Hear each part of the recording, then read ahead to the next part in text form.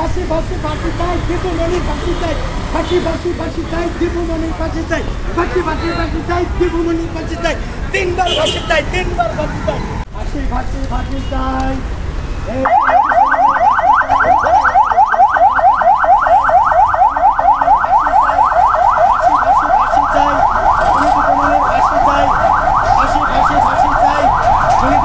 আমি এখন আছি ডিবি কার্যালয়ের সামনে। আওয়ামী লীগের কেন্দ্রীয় কমিটির যুগ্ম সাধারণ সম্পাদক ও সাবেক মন্ত্রী দীপুমণি এবং সাবেক ক্রীড়া প্রতিমন্ত্রী উপমন্ত্রী আরিফ খান জয়কে গ্রেপ্তার করেছে ঢাকা মহানগর পুলিশ ডিএমপি। আজ মঙ্গলবার 20 আগস্ট হত্যাকাণ্ড মামলায় এই দুজনকে 10 দিন করে রিমান্ড চেয়েছে পুলিশ।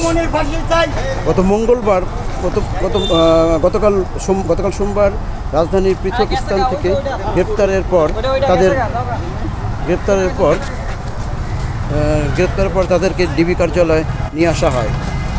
আজকে তাদেরকে এইমাত্র আমি দেখালাম আপনাদেরকে। তাদেরকে আদালতে নিয়ে যাওয়া হচ্ছে। দীপুমণি এবং জয় দুইজনকেই আদালতে নিয়ে যাওয়া হচ্ছে। আমরা দেখাচ্ছি আমি এখন ডিবি কার্যালয়ের কারণে কিন্তু আসলে তাকে গ্রেপ্তার দেখানো হয় এবং এরপরেই কিন্তু গতকাল ডিএমপির পক্ষ থেকে বিষয়টি নিশ্চিত করা হয়। তারপরে কিন্তু তাকে ডিবি কার্যালয়ে রাখা হয়।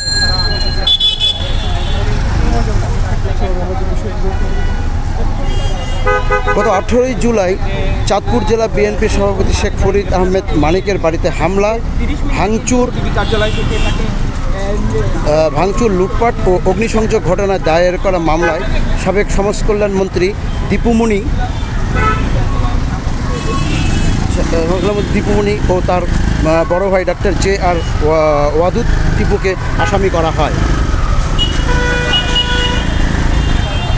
এছাড়াও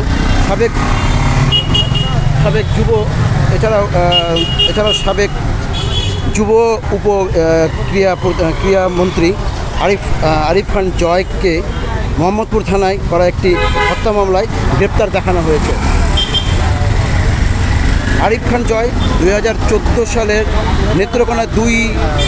নেত্রকোনা 2 আসন থেকে আওয়ামী লীগের টিকেটে সংসদ সদস্য নির্বাচিত হন। এরপর জাতীয়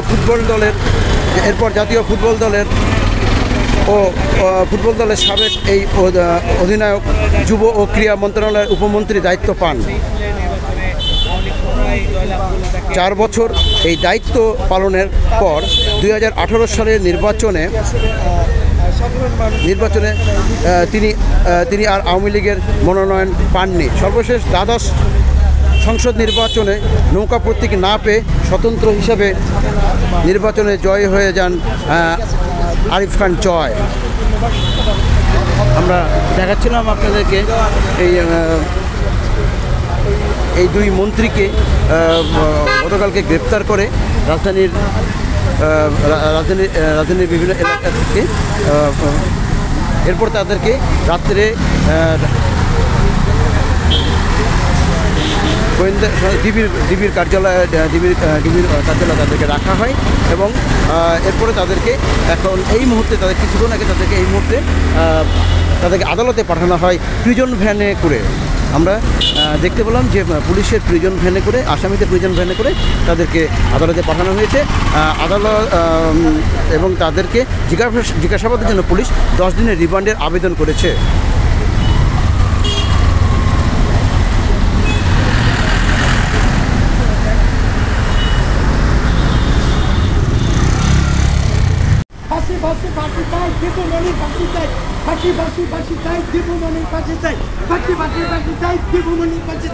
তিনবার ফাঁসি চাই, তিনবার ফাঁসি চাই।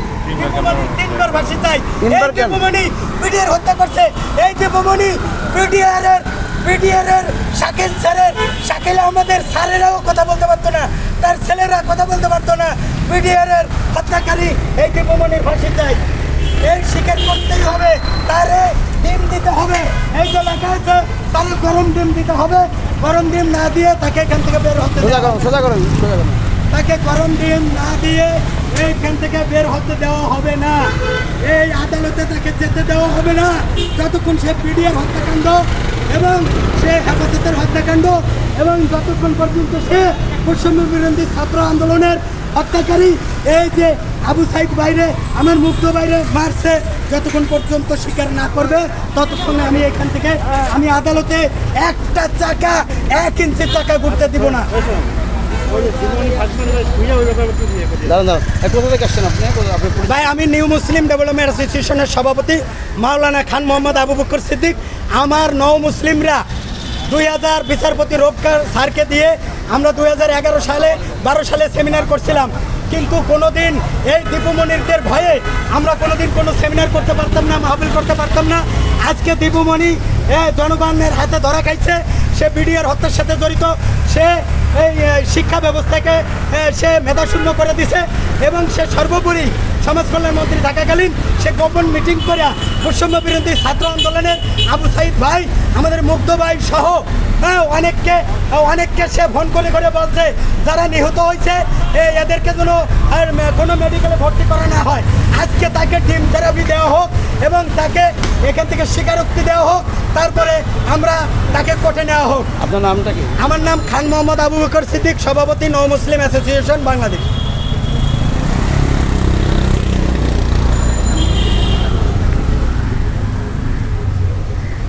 আরো রক্ত বয়ে যাবে, প্রয়োজনে বুকের পাঁজরের হাড় ভেঙে গাড়ির টায়ারের সাথে মিশে যাবে, তারপরে দীপুমণিকে বের হতে দেওয়া হবে না যতক্ষণ না পর্যন্ত নিশ্চিত হয় যে দীপুমণি স্বীকার না করছে, ততক্ষণ পর্যন্ত তাকে কোর্টে যেতে দেওয়া হবে না।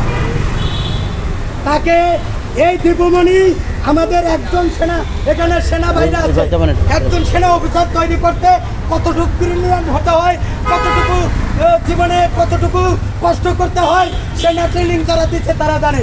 তারা সাধারণ সেনা অফিসারকে নির্মমভাবে হত্যা করছে, তারা হেফাজতের হাফেজ মাওলানা কারি তাদেরকে তারা নির্মমভাবে এই বেঞ্জুরের মাধ্যমে তারা হত্যা করছে।